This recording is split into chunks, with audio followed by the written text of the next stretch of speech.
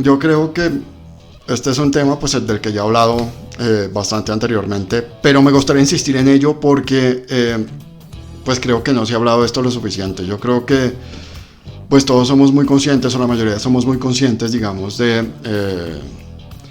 lo que es, o digamos, todas las críticas hacia el uribismo, que son socialistas solapados, que son tremendamente divisivos, que no han mostrado nunca la más mínima voluntad para hacer algo contra la corrupción propia, pero sí contra la ajena sí la han contado, pero cuando hay corrupción, la corrupción es de ellos, entonces es persecución política. Y creo que también hemos sido muy conscientes del petrismo, que básicamente es como lo mismo, solo que con unas ideas económicas aún peores. Hasta ahí, digamos, ahí pensaría yo hay como más o menos una discusión más bien nutrida a nivel nacional, pero de lo que me estoy dando cuenta, y creo que es lo que se está omitiendo bastante, es que esto que se llama el centro, todos estos que supuestamente son, digamos, pues es que alternativos, ya la palabra alternativos mezcla centro con la izquierda, así como libertarios mezcla centro con derecha, así que no tanto alternativos, todos estos que dicen que no somos ni lo uno ni lo otro,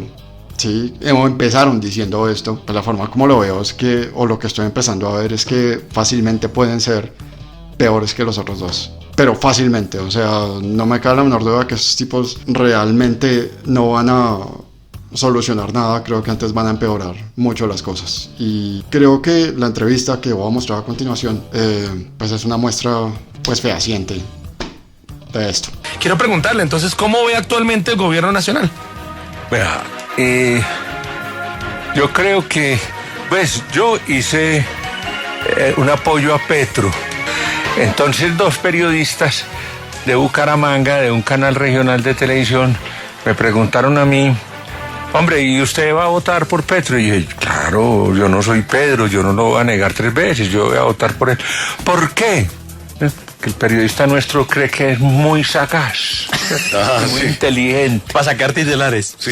Entonces yo le dije, pues porque es el menos malo.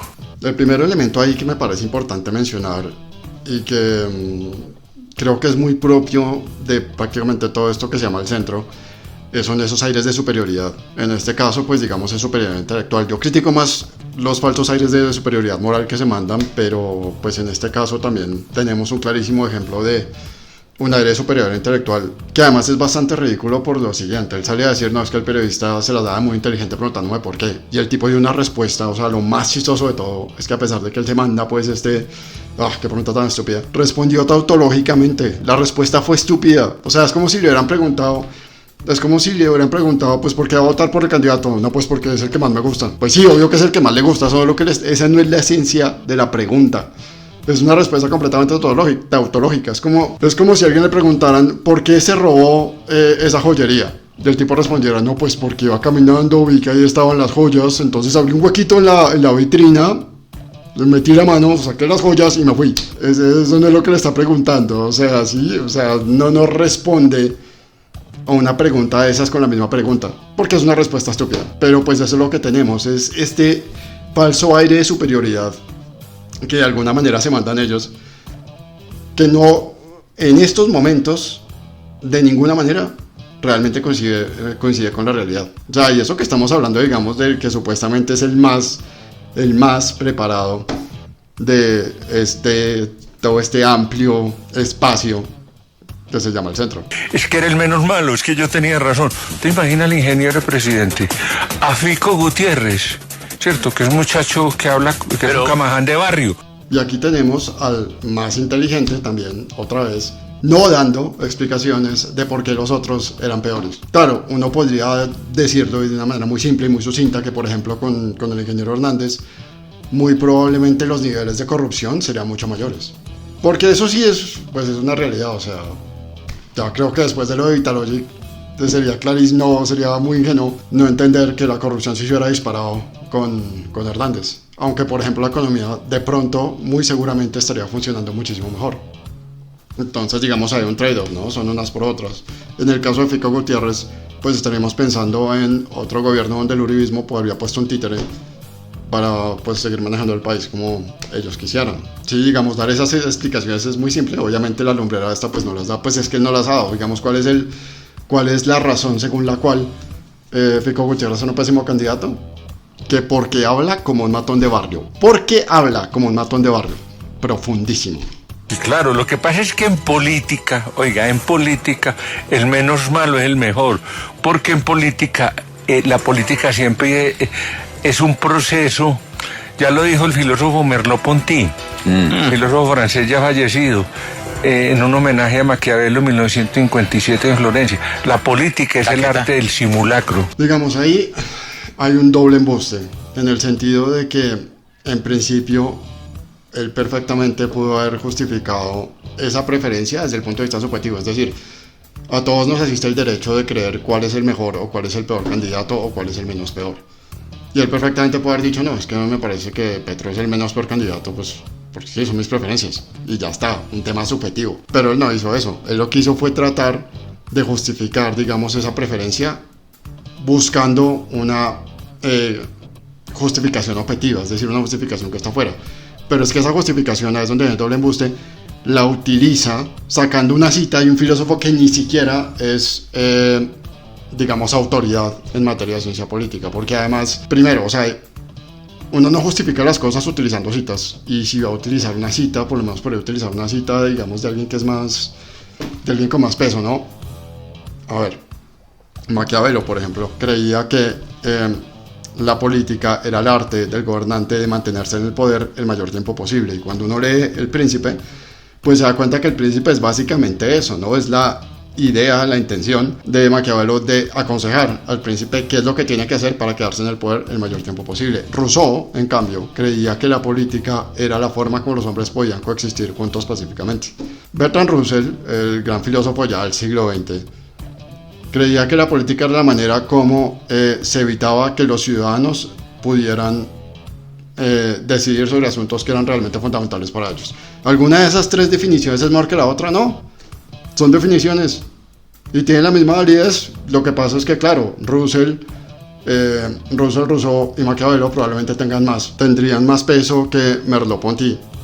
Pero además de eso, digamos, aquí hay un tema pues que digamos es el peor de todos, y es que lo uno realmente no se coliga con lo otro, no lleva a lo otro. Es decir, él está diciendo, no, pues yo creo que este es el candidato, o voto por este candidato porque es el menos malo, porque Merleau-Ponty dijo que la política es el arte del simulacro. Y no hay, o sea, a menos que usted haga una explicación más profunda, que él no hace, realmente no hay como una secuencia lógica, pues. Sí, o sea, es como, yo también puedo decir, no, es que yo voté por el candidato X, pues porque Rousseau decía que la política era la forma como podíamos convivir pacíficamente.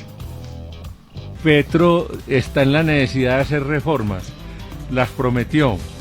Lo que pasa es que Petro tuvo necesidad, no fue una perversión de Petro, sino que tuvo necesidad de rodearse de personajes, dijéramos, del santismo, para poder llegar al poder.